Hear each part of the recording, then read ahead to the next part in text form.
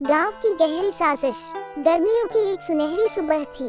गांव के किनारे बसा बबूल का पेड़ चिड़ियों की चहचहाहट से गूंज रहा था। रघु और मोहन, दोनों बचपन के दोस्त, गांव के तालाब के पास बैठे अपनी नई योजनाओं पर चर्चा कर रहे थे। रघु, लगता है इस बार का मेला बड़ा शानदार होगा, मोहन ने चाहते हुए कहा। हाँ, लेकिन सुना है मेले में इस बार किसी ने कुछ अजीब सी चीजें देखी हैं।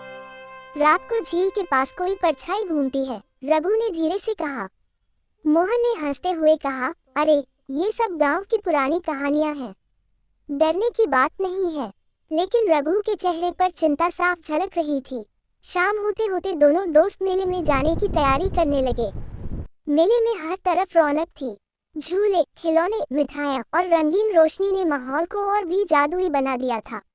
लेकिन रघु का ध्यान एक बूढ़े व्यक्ति पर गया जो मेला के बाहर अकेला खड़ा था।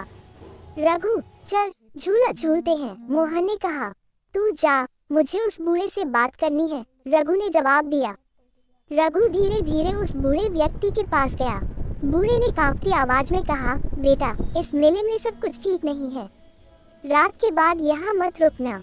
क्यों बाबा, ऐसा क्या है? रघु ने उत्सुकता से पूछा।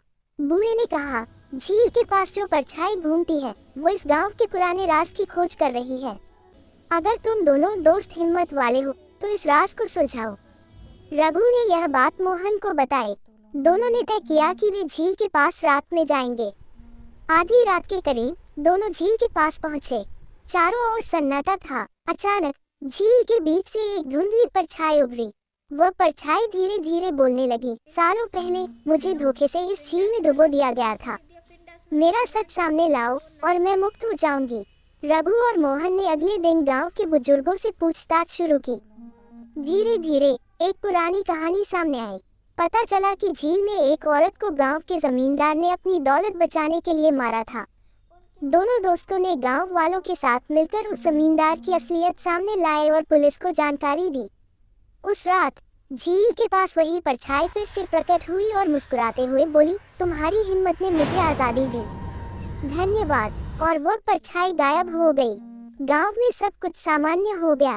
रघु और मोहन की दोस्ती और मजबूत हो गई। अब वे हर मेला उस झील के पास जाकर मनाते थे, उस परछाई को याद करके।